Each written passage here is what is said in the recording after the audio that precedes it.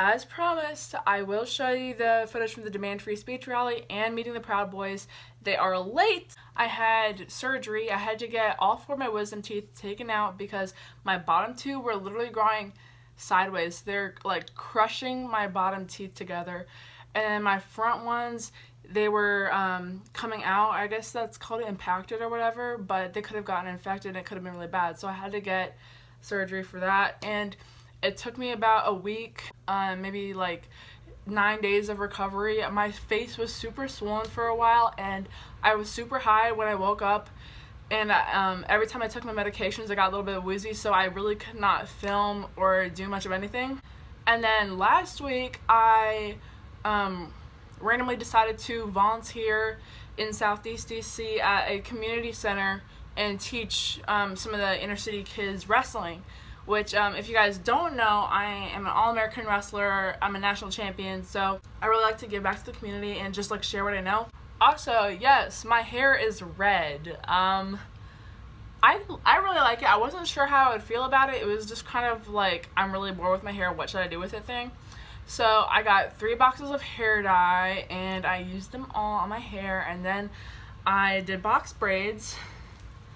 And for my less melanated followers, box braids is when the part of the braid at the root, it's in a square shape, it's in a box shape, and then you have your braid at the end of it. Yeah, so that was a little culture lesson, I guess. But anyways, into the video. So the morning of the Demand Free Speech rally, I'm getting dropped off at the metro stop, and I get a phone call from my friend Mikkel, who was also going to be there filming that day, saying, okay, change of plans, we have to meet at this restaurant in DC. Don't worry, it's near the event, but we have to go meet the Proud Boys and they will give us press credentials. First reaction, super excited because we're gonna get press credentials, and I'm a small YouTube channel.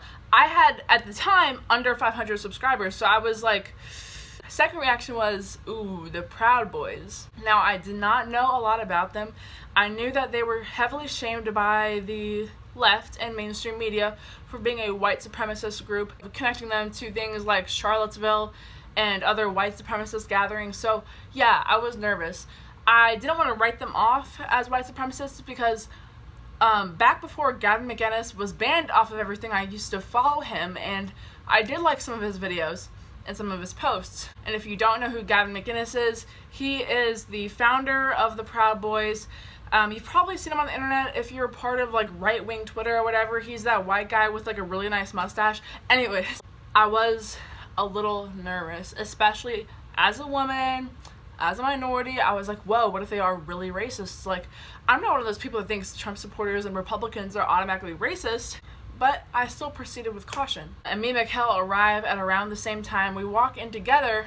It was a little intimidating when we walked in there. That faded off in like 30 seconds because they were actually super freaking friendly. We walked in and I'm looking for a place to sit down. There's a table off to the side, and I start to put my bag up and set up my stuff, like my tripod and things. And then one of the guys is like, oh, hey, come sit over here. There's a space for you guys over here. Should I do it now or later? I should probably do it later. More people are awake. As I was looking around, a lot of these Proud Boys weren't even white. And a lot of them had women sitting at the table with them. What I had heard about them was that they were white supremacists, misogynists, they hate black people, they hate women, they hate Jews, they hate Mexicans. Like, that's what I had heard. However, the demographics when we were in there, yeah, it was mostly white guys, but the first person that greeted me was actually a guy who said he was Puerto Rican, and he had, you know, dark tan skin, he had dark hair, and there was other guys that were black or Hispanic, and there was even another black woman in there, and I met her and she seemed nice. Hey, welcome back. It is Saturday, July 6th, and we are now in a restaurant in DC waiting for the events of the day to begin. First, there is an Antifa rally starting around 10 a.m. and then the free speech people have their free speech rally at the Freedom Plaza starting at 11. So we're going to try to cover both of those events for you. Members of the Proud Boys were coming up to me and Mikkel, and there were 2 other young black conservatives there, Rochelle and Diamond, who we know from past events. So there was 4 young black people there with cameras. I'm gonna wear my sunglasses. Are you serious? You think I should? Oh, yeah, we use that. and they come up to us and they're like, wow, it's so cool that you are doing outreach and that you're spreading the word to your generation and your community. And they just thought we're cool. And it was so weird because they were almost like, it's weird to describe, but they were almost like a little hippie-ish. Like they were just like, yeah, we just love everybody. We're just strong conservatives, nationalists, capitalists, constitutionalists. That's all they are. They accept anybody. I spoke to one who said that they have gay members, so I don't believe that they are a homophobic organization either. Yeah, they really just didn't seem hateful or bigoted at all, which really contradicted everything, almost everything that I had seen about them online.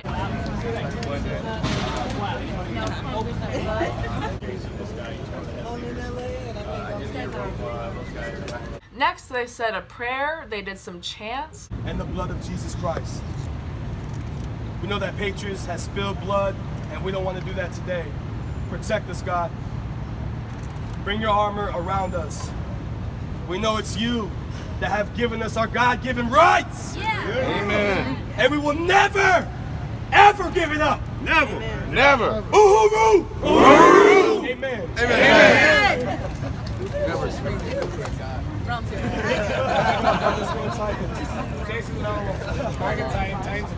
Here. 1, 2, 3. And they put all the women in the middle of the pack to go march. So we and they anticipated people to protest, maybe yell, throw things. If Antifa had intercepted us, they probably would have physically attacked us. So they put the women in the middle, which included me. So I was in the middle of the pack. I even tried to kind of get out to the front to, film, and someone was like, get back in the middle. Honestly, I appreciate it because shit could have gone down that could have turned ugly right there. Turned ugly later in the day, which you guys saw when I uploaded that like a couple weeks ago. But right then, they're really focused on protecting me and protecting the other women and some of the minors in the group, so that was really nice of them. Thank you. I'll take one of your right. My hat is missing. Fucking making it rain hat. Can I get a hat? All right, MAGA for you, MAGA for you. Let's go. Thank you. Oh yeah, I'll take one of those for sure. Okay. All right, I don't want you to fuck up the whole operation.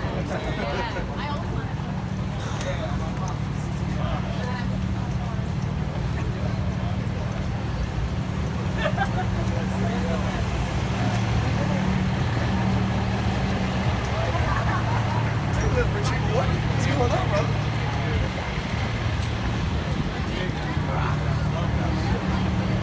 What?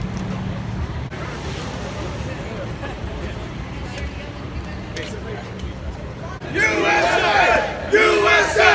USA! USA! How's it going, Mikko? Going all right?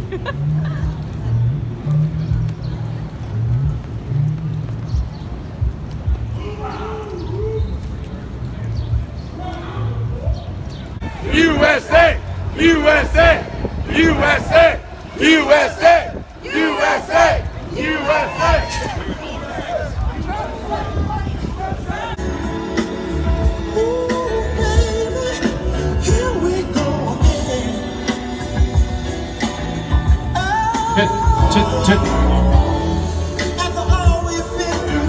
That'll be all. I do have some more videos planned on the way. I actually have a couple pre-filmed, so those might go up.